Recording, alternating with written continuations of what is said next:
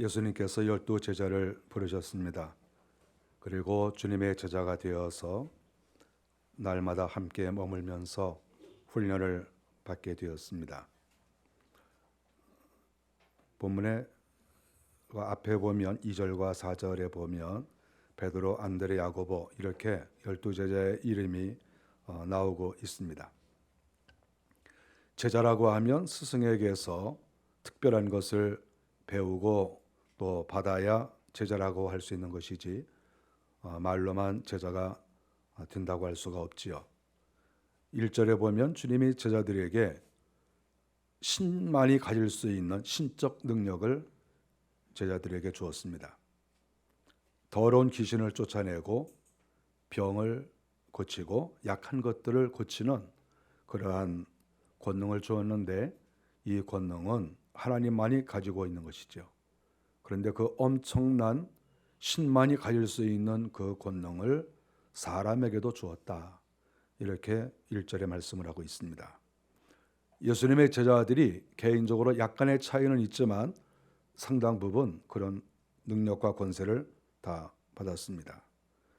예수님이 행하시는 그런 능력, 평상시 예수님께서 행하셨는데 그러한 특별한 능력이 주님에게뿐만 아니라 12제자에게도 동일하게 나타나고 있었다. 이렇게 성경은 기록을 하고 있습니다. 예수님의 제자들이 진정한 제자 훈련을 받았다. 이렇게 말할 수가 있습니다. 예수님의 제자들을 훈련시키시고 또 그들을 전도하러 내보내셨습니다. 6절에 보니까 이스라엘 집에 잃어버린 양에게로 가라 이렇게 명령을 내렸습니다. 예수님은 어디로 가야 할런지 그 대상도 가르쳐 주셨습니다. 5절에 보면 이방인의 길로도 가지 말고 사마리아인의 고을에도 가지 말라. 이방인에게 가지 말라. 사마리아인에게 가지도 말라. 너희들은 이스라엘 백성 중에 잃어버린 자에게로 가라. 이렇게 그들의 사명의 범위가 정해져 있다고 하는 것이죠. 제자라고 하는 것은 스승이 가르쳐주는 대로 하는 것이죠. 그 범주에서 벗어날 수가 없죠. 그랬을 때 그 스승이 너희들은 이방으로 갈 때가 아니고 사마리아로 갈 때가 아니고 지금은 너희들이 이스라엘의 잃어버린 양떼에게로 가야 되는 그러한 기간이다. 지금 너희들이 해야 될 일은 이것이다. 이렇게 명확하게 주님께서 정해 주신 것을 볼 수 있습니다. 예수님께서 승천하신 다음에 그 다음에는 제자들이 온 세상에 퍼져서 복음을 증거했습니다. 그것은 예수님께서 하늘나라에 올라가셨을 때 그 이후에 일어나는 일이었다. 그것을 성경은 말씀을 합니다.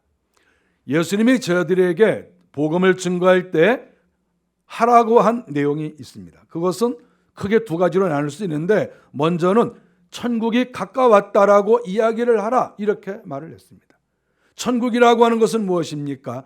천국이라고 하는 것은 하나님의 나라고 하나님의 나라가 가까워졌다 이렇게 말을 하라는 것이지요. 하나님의 나라가 가까워졌다 또는 하나님의 나라가 이미 이루어졌느니라. 주님은 병든 자를 치료하고 귀신을 쫓아냈을 때 하나님의 나라가 이미 도래했다. 하나님의 나라가 나타난 것이다. 이렇게 말씀을 했어요. 그러니까 병든 자를 치료하고 귀신을 쫓아내고 천국 복음을 증거하고 그랬을 때 그때 천국이 임하는 것이다. 병든 자를 치료하는 것은 세상 사람들이 그거 할 수가 없는 일이죠. 죽은 자를 살리는 것도 할 수가 없는 일이고 나병 환자를 고치는 일도 불가능한 일입니다. 귀신을 쫓아내는 것은 더더군다나 아무도 할 수 없는 일인데 예수님의 제자들이 이런 일을 감당을 했습니다. 그것은 하나님의 나라는 이론적으로 온 것이 아니라 실질적으로 신적 능력과 신적 권능이 나타남으로 인해서 하나님의 나라가 이루어진 것이다. 이렇게 말을 할 수가 있는 것입니다. 예수님의 제자들이 받았던 그러한 능력은 돈으로 산 것이 아닙니다. 아니, 돈으로도 살 수가 없습니다. 우리 예수님께 나아가서 예수님, 내가 병을 고치고 귀신을 쫓아낼 수 있는 그러한 능력을 저에게 주십시오. 내가 얼마를 드릴 테니까 저에게 주십시오. 이렇게 할 수 없다고 하는 것입니다. 하나님께서 가지고 계신 그 하나님의 능력이 사람에게 옮겨질 때, 하나님께서 가지고 계시는, 하나님만이 소유하시는 그러한 능력이 사람에게 옮겨질 때 돈으로 되겠어요? 결코 돈으로 될 수가 없는 것이죠.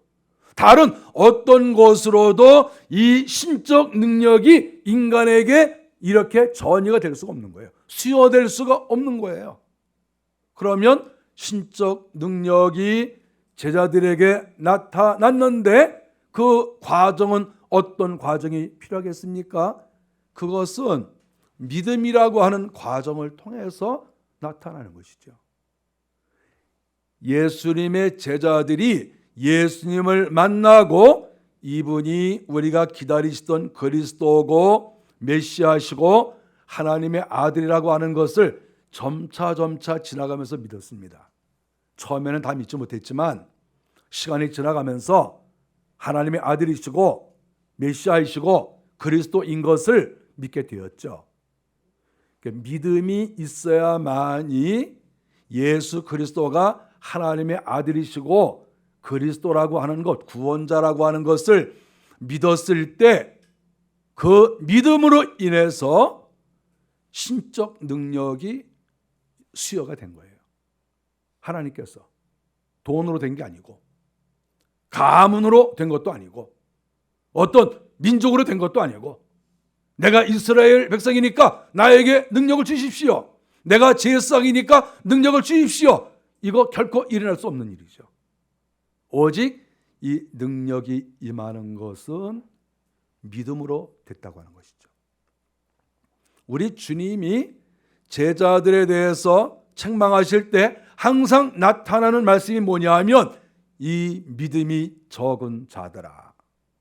항상 주님이 그렇게 책망을 했어요. 이 예의가 없는 자들아 이렇게 말씀하시지 않고, 지식이 없는 자들아 이렇게 말씀하시지 않고, 가문이 나쁜 자들아 이렇게 말씀하시지 않고, 믿음이 적은 자들아. 항상 주님은 믿음에 대해서 이야기를 했습니다.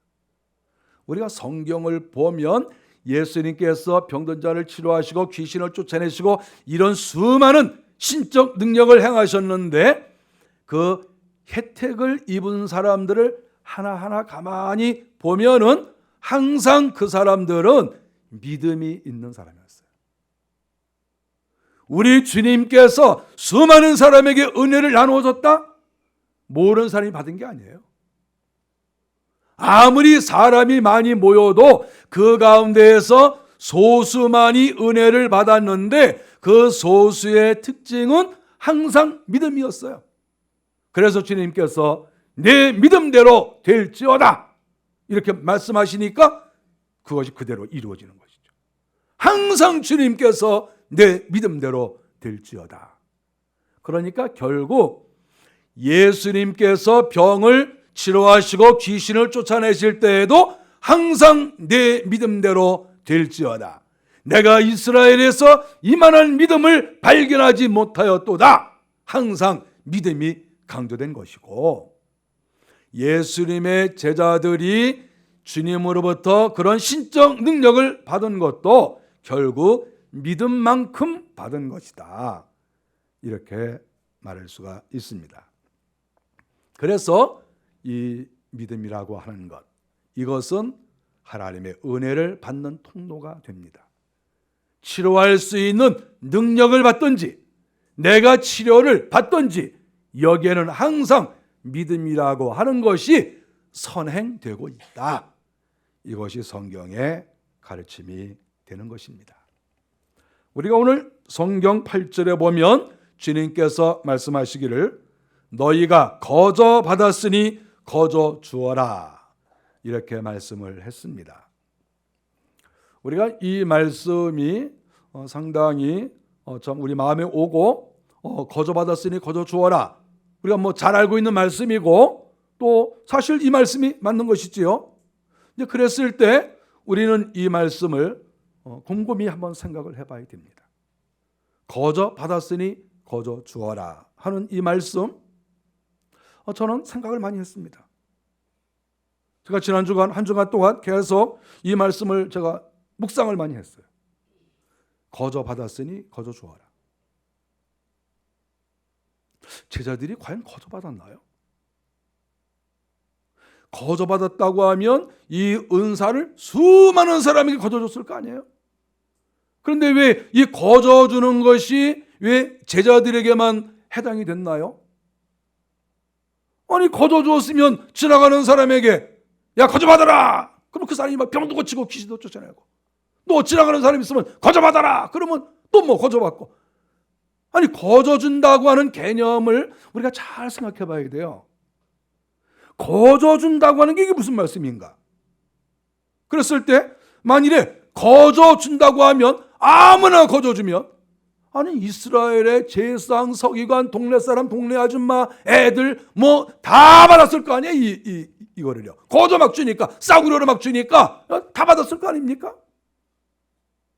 그런데 왜 거저 받은 사람이 거저 줬다고 했는데 왜 12제자나 70문도밖에 못 받았죠? 거저 줬는데, 그까진 거 뭐 거저 막 나눠줬는데 왜 아주 한정된 숫자만 받았습니까? 거저 줬는데. 우리가 여기에서 거저 주었다는 말을 가볍게 생각하면 안 돼요.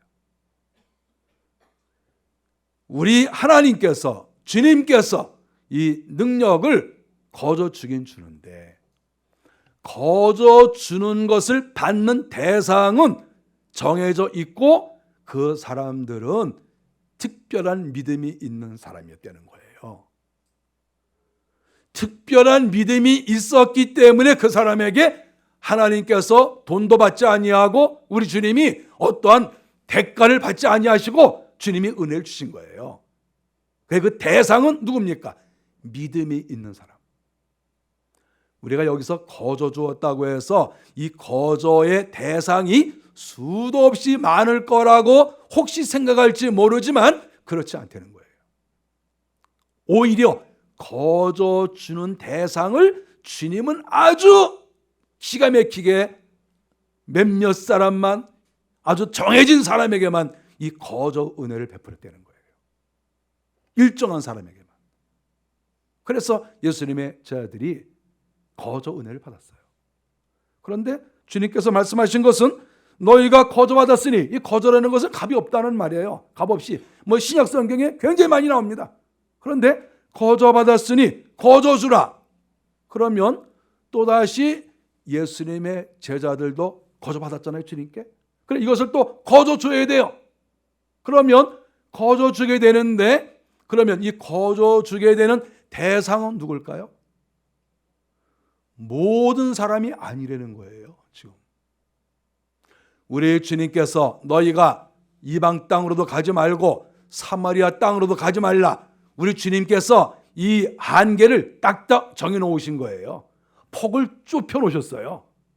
그리고 거저 받았으니 거저 주어라. 그래서 거저 주려고 했는데 모든 사람에게 주는 게 아닌 거예요. 이게 거저 주긴 주는데, 그러면 어떤 사람에게 주는 겁니까? 믿음이 있는 사람에게 거저 주는 거예요. 믿음이 있는 사람에게. 여기에서 거저 받았으니 거저 주어라고 하는 이 말씀은 믿음이라고 하는 대전제가 생략이 되어 있는 거예요. 믿음 때문에 은혜를 거저 받고 또 거저 나누어 주게 되는데, 여기에서는 이 거저 받을 대상이 믿음이 있어야 된다고 하는 거예요. 그래서 믿음이라고 하는 것이 생략이 된 것 같지만 이 본문 가운데 대전제로 나와 있는 거예요.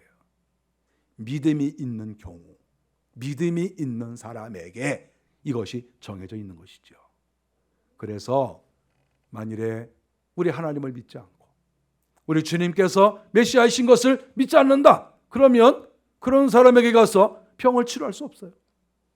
그런 사람 몸에 있는 귀신을 쫓아낼 수가 없습니다.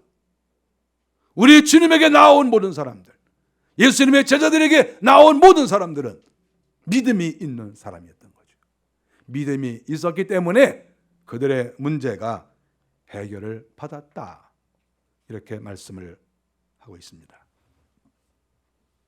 우리 주님께서 제자들에게 거저받았으니 거저 주어라 이렇게 말씀하시면서 중요한 말씀을 하나 하십니다. 그것은 너희들이 복음을 증거하러 갈 때 주머니를 가져가지 말라. 돈을 넣는 주머니를 가져가지 말라는 거예요. 지갑을 가져가지 말라. 지팡이도 가져가지 말라. 옷도 두벌옷도 입고 가지 말라.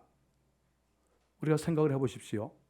당시 제자들이 먼 거리를 몇십 킬로 혹은 그 이상을 걸어다니면서 여기저기 다니면서 복음을 증거해야 되는데 돈도 필요하고 식사도 해야 되고 잠도 자야 되고 여러 가지 필요한 것이 있지 않습니까? 그런데 돈도 가져가지 말라고 하고 옷도 두벌옷 가져가지 말라고 하고 어떻게 되는 건가요? 복음을 증거하는 제자들이 너희들 평생 가난하게 살아라 그런 의미인가요? 성경은 그렇게 말하지 않습니다.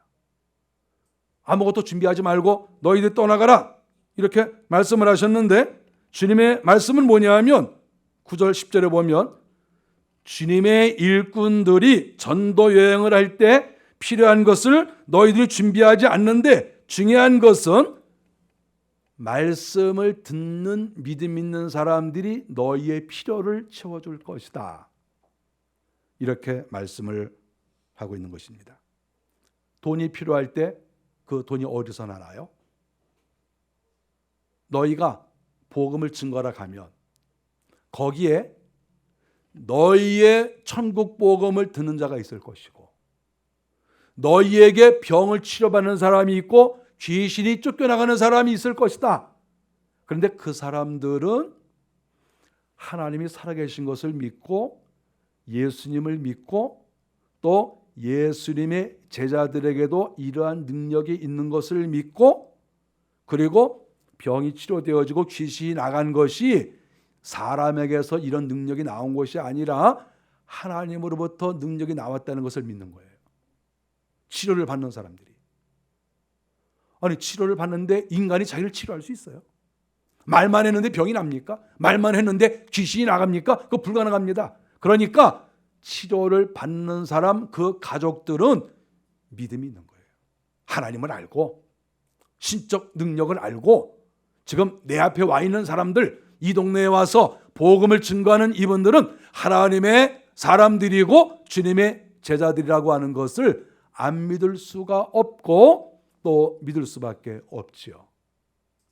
그래서 주님께서 너희들이 복음을 증거하러 갈 때 옷도 필요하고 먹을 것도 필요하고 너희들이 또 잠도 자야 되는데 그 부분은 그곳에 갔을 때 믿음 있는 사람들이 너희가 하나님의 사람이라는 것을 알아보는 사람들이 너희들에게 제공할 것이다. 이렇게 가르쳐 주셨습니다. 만일에 믿음 있는 사람이 별로 없다고 하면 굶을 수도 있겠죠. 하나님을 못 믿는데 예수 그리스도가 메시아이신 것을 믿지 못하는데요. 그리고 제자들에게서 능력이 있는데 이 능력을 믿지 못하는데요. 믿지 못하면 병을 고쳐달라고 안 하겠죠. 믿지 못하면 우리 애가 귀신이 들렸는데 이 귀신 좀 쫓아주세요. 또 자기 몸속에 귀신이 있는데 저를 좀 치료해 주세요. 이렇게 못하겠죠. 믿음이 없으니까. 근데 만일에 믿음이 있어요. 믿음이 있으면 어떻게 하겠습니까? 저 좀 고쳐주세요. 우리 자식 좀 고쳐주세요. 우리 부모님 좀 어떻게 좀 해주세요. 이렇게 할 거 아니겠어요? 하나님을 믿고 제자들이 하나님의 사람인 것을 믿으니까. 그래서 그렇게 해서 치료가 됩니다. 신적 능력이 나타납니다. 주님께서 하시는 말씀이 바로 그거죠. 너희가 나에게로부터 은사를 받았는데 이것은 믿음으로 받은 것이다. 너희가 거저받았다. 돈을 낸 게 아니라 믿음으로 받은 것이다. 너희가 나눠줄 때에도 돈을 받고 절대 나눠주지 말라. 돈 받지 말라. 너희가 거저받았으니까 또한 거저 주어라. 그런데 누구에게 거저 줍니까? 믿음이 있는 사람에게. 예수 그리스도가 메시아이시고 예수 그리스도가 구원자이시고 예수 그리스도는 능력과 권세가 있으시고 그분은 병도 치료하고 귀신도 쫓아내시고 이런 것을 믿는 자들에게 하나님의 은혜를 거저 줄 수가 있는 거예요. 그런 사람에게. 그런 사람이 달라고 하는 것이고 또 그런 사람에게 줄 수가 있는 거예요. 그래서 여기에 중요한 것은 바로 믿음이라고 하는 것을 통해서 만나는 거예요. 믿음을 통해서 제자들을 만나고 믿음을 통해서 믿음 있는 사람들을 만나고 그래서 그들의 문제가 해결이 된다. 이것을 이 본문이 가르쳐주고 있습니다. 자기 앞에 와 있는 사람이 병을 치료하고 귀신을 쫓아내고 천국 복음을 증거하고 완전히 하나님 사람들 아닙니까? 신적 능력과 권세가 그에게 있지 않습니까? 그러면 여러분 생각해 보세요. 내가 하나님을 믿어요. 내가 하나님을 진실로 믿는데 지금 하나님의 사람이 우리 집에 와서 내 자녀의 병을 치료하고 귀신을 쫓아내고 하늘나라의 그 기쁜 소식을 증거해주고 이렇게 했습니다. 그러면 내가 하나님을 믿는데 그리고 하나님께서 보내신 종이 우리 집에 이렇게 오셨는데 그러면 그분에 대해서 우리가 먹을 것을 제공하고 잠자리를 제공하지 않겠습니까? 내가 하나님을 믿는데 하나님이 보내신 그 사람 그리고 그 사람을 통해서 내가 현재 지금 은혜를 입었는데 내가 그 제자들에게 양식을 준비하지 않겠어요? 그 사람들에게 주무실 곳, 경비를 준비하지 않겠어요? 믿음으로 이 모든 공동체가 다 이루어진다는 것을 가르쳐주고 있어요. 믿음으로 만난 거예요. 그러니까 믿음으로 제자들도 은혜를 받았고 믿음으로 이 능력을 가지고 믿음 있는 사람에게 은혜를 베풀었고 믿음이 있는 사람은 하나님을 믿으니까 하나님의 사람들에게 필요한 양식을 제공하고 여기에서 나타나는 모든 것들 이것은 바로 믿음이라고 하는 것을 통해서 다 이루어진다고 하는 것이죠. 돈이 처음에 걸리는 것이 아니고 제자들의 돈을 주어서 은혜 받은 게 아니잖아요. 귀신이 쫓겨나가고 병이 고쳐질 때 돈을 내고 병이 고쳐진 게 아니에요. 다 여기에서는 믿음으로 은혜를 베푼 거예요. 그러나 결국은 믿음의 사람들에게 은혜를 받은 성도가 그들의 필요를 공급하고 있다. 이렇게 말씀을 합니다. 예수님의 제자들은 참 재밌는 것은 11절에 보니까 어떤 성이나 마을에 들어가든지 합당한 자를 찾아내어 너희가 떠나기까지 거기서 머물라. 이렇게 말씀을 했습니다. 어느 성에 가든지. 여기서 합당한 자란 어떤 사람을 가리킬까요? 여기서 합당한 사람은 믿음이 있는 사람을 가리키는 것이죠. 합당한 사람이 어떤 사람이겠습니까? 하나님을 믿는 사람. 예수님을 믿는 사람. 예수님의 제자들이 지금 자기 집에 왔는데 이분은 예수님의 제자이시고 이분에게도 신적 능력이 나타나고 있다. 이것을 믿는 사람. 그런 사람이 합당한 사람이에요.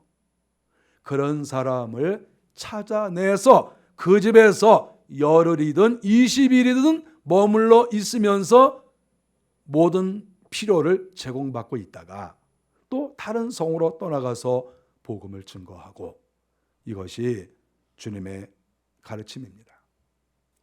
남의 집에 가서 공짜로 먹고 자라는 게 아니에요. 그 사람이 이 사람을 믿어야 돼요. 이 사람이 하나님의 종인 것을 믿을 때 그 사람에게서 신적 능력이 나타나고 정말 예수님의 제자다 이런 것이 믿어지고 확실하고 은혜를 받았을 때 그때 비로소 그분을 잘 대접하고 존경할 수 있다 이렇게 하는 것이죠.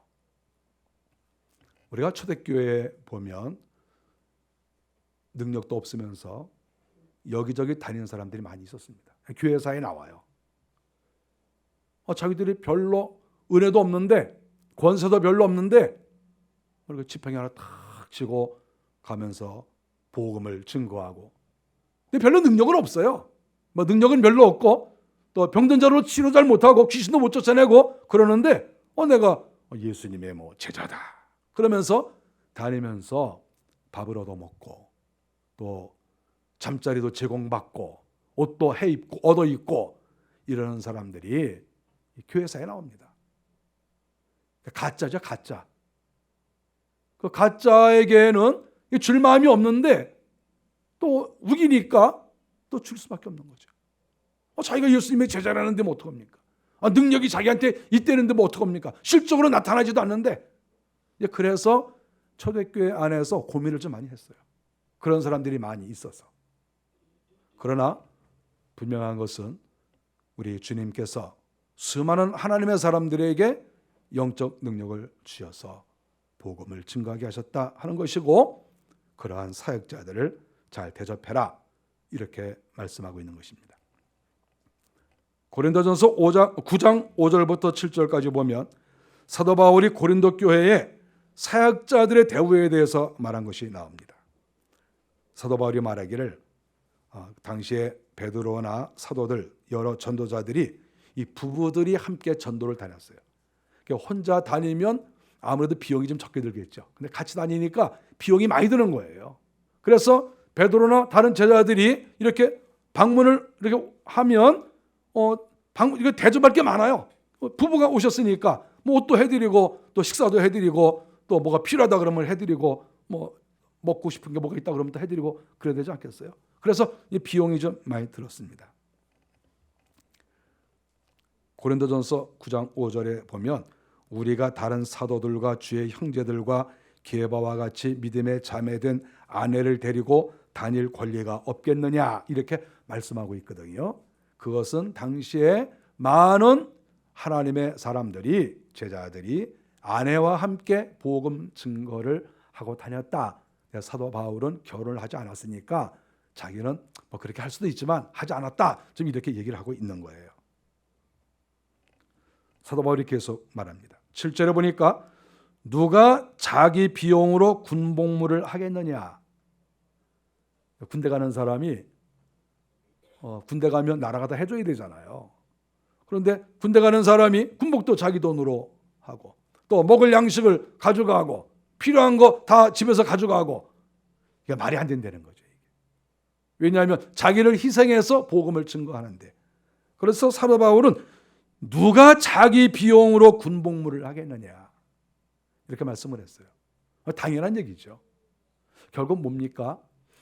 예수 그리스도의 제자들은 군인이라는 게 군복무하는 사람이에요. 자기를 위해 사는 사람이 아니라 주님 나라를 위해서 지금 전쟁터에 나간 그런 군인으로 사도 바울은 묘사하고 있습니다. 그러니까 하나님께서 다 책임지고 나라가 책임을 져야 된다 이렇게 말씀하고 있는 거예요. 사역자들은 나라가 책임을 져야 되는 거예요. 그러니까 교회는 교회의 일꾼들은 성도들이 책임을 지고 나라를 지키는 군인들은 나라가 책임을 지고 그렇게 하라는 것이죠. 누가 포도를 심고 그 열매를 먹지 않겠느냐? 아니, 포도를 심었던 그 일꾼들은 자기가 제일 먼저 포도를 따먹을 수 있는 권리가 있는 거예요. 아니, 포도 농사를 다 이렇게 졌는데 주인이 너는 먹지 말아라. 이게 말이 됩니까? 여러분 같으면 만일에 포도 농사를 열심히 이렇게 아침부터 저녁까지 계속 포도 따고 있는데 주인이 일하는 사람들에게 모여라! 그리고 여러분들은 포도 한 알도 먹지 마십시오. 이거 다 팔아야 됩니다. 그러면 여러분은 그 일할 맛이 나겠어요? 혹시 어떤 분은 안 볼 때 먹지 말라고 해서 내가 안 먹을 것 같으냐? 그래가지고 딱 따가지고 또 이렇게 알맹이 싹 뽑아 먹는데 껍데기 보이면 안 되니까 껍데기까지 다 쳐놓고 줄기까지, 줄기도 보이면 안 되게 줄기까지 다 씹어 먹고 그렇게 해서라도 아마 먹을 사람이 있지 않을까 이렇게 해서. 아니, 내가 포도를 따고 포도 농사를 섰으면 그걸 먹어야 되는 거 아니겠어요? 누가 양떼를 기르고 그 양떼의 젖을 먹지 않겠느냐? 이거 사도 바울의 말씀이에요. 양을 키우는 목동은 양을 키우면 젖을 짜야 될 거 아닙니까? 젖을 짜서 젖을 팔아야죠. 또 자기가 양식으로 먹기도 하고. 그랬을 때 아니 매일 젖을 짜서 이렇게 양류를 가지고 오는데 자기는 못 먹어. 이건 말이 안 되잖아요. 사도 바울이 이게 바로 그거예요. 양을 길렀을 때 양털도 나오고 양젖을 나오면 힘들고 배가 고프니까 그 양젖을 먹을 수 있는 권한이 이 목동에게는 있는 거예요. 농사 짓는 사람은 농사를 지으면서 먹을 수 있고 이거 다 먹을 수 있는 거예요. 부엌에서 주방에 봉사하시는 분들 제가 드셔도 제가 뭐라고 말 안 할 겁니다. 아니 우리가 주일날 평상시에도 이렇게 성도들을 위해서 음식 장만을 하는데 어떤 때는 막 갈비가 이렇게 뭐 있고 비싼 게 막 이렇게 있어요. 근데 막 침을 흘리면서도 참고 참아야 돼. 나는 먹으면 안 돼. 그러시면 그게 뭔가 이상하지 않아요? 그걸 막 그냥 믿음으로 주여 참게 하여 주시옵소서 막 그렇게 할 필요가 있겠어요? 그럴 때에는 사도 바울이 말씀하신 것처럼 이렇게 갈비가 맛있으면 주여 먹겠나이다. 성경 말씀대로 먹겠나. 그래서 하나 드세요.